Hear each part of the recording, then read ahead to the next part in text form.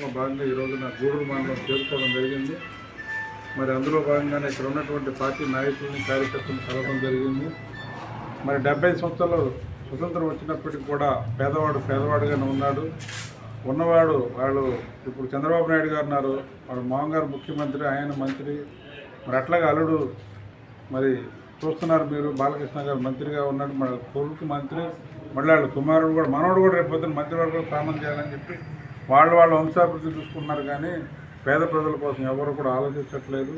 అందువల్ల ప్రజాస్వామ్య వ్యవస్థలో ప్రతి వాడు కూడా మరి రాజ్యాధికారం దశగా పయనించున్నాడే నిజమైన స్వతంత్రం వచ్చినప్పుడు అని చెప్పి డాక్టర్ బాబాసాహెబ్ అంబేద్కర్ చెప్పడం జరిగింది. మరి ఈ రోజున చూసుకుంటే మీరు ఆ రోజున ఉన్నటువంటి ఓటు అనేది ఒక బంగారు భవిష్యత్తు బాటగా వేసింది.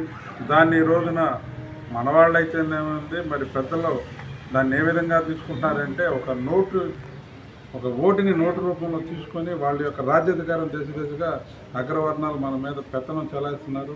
మరి ఇక్కడైనా మార్పు రావాలని చెప్పి రాయితీలు వద్దు, రాజ్యాధికారం కావాలి, రాజ్యాధికారం వస్తే మేమే రాయితీలు ఇస్తామనే నినాదంతో ఓటు మనది, సీటు మనది అనే నినాదంతో ప్రజల్లోకి వెళ్తున్నాం. మేము రేపు పొద్దున 80% ఉన్నటువంటి యొక్క అగ్రవర్ణ పేదల పక్కన పెట్టి కింద ఉన్నటువంటి అత్యధిక పేదలకి ఈ పార్టీ, ఎందుకంటే విద్యావంతులు అయి ఉన్నారు, చాలామంది వివేకవంతులు అయి ఉన్నారు కాబట్టి వాళ్ళందరూ కూడా ఈ పార్టీ అంబేద్కర్ గారు ఏ విధంగా పెట్టారు ఈ పార్టీ, అంబేద్కర్ గారు మరి ఆయన ఇచ్చినటువంటి ఫలాల వల్ల 70 సంవత్సరాలు మరి ఐఏఎస్ కానీ ఐపీఎస్ కానీ ఎంతోమంది మంత్రులు అయ్యారు. ఈ రోజున మీరు చూసుకుని గౌరవ మరి రాష్ట్రపతి అధ్యక్షురాలు శ్రీమతి శ్రీ ముర్ముదా గారు కూడా మరి ఆయన పెట్టినటువంటి భిక్ష వల్ల ఇవన్న రాష్ట్రపతి అవ్వడం జరిగింది.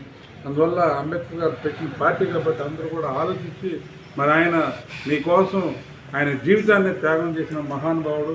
మరి ఆయనకి మీరు ఇచ్చేది ఏముండేదో ఏమీ లేదు. ఈ పార్టీని మీరు అంకిత భావంతో ముందుకు తీసుకెళ్తే మీకోసం పుట్టిన పార్టీ, మీకోసం ఉండే పార్టీ అని చెప్పి మీ అందరికీ మేము తెలియజేస్తున్నాం. నాకు ఇచ్చినటువంటి అవకాశాన్ని మీ అందరూ కూడా మరొకసారి పేరు ధన్యవాదాలు తెలియజేస్తున్నాం. జై భీమ్, జై భారత్. ఈ రిపబ్లికన్ పార్టీ కల్చరల్ విభాగం చైర్మన్ మరియు ఉమ్మడి జిల్లా ఇన్ఛార్జిని.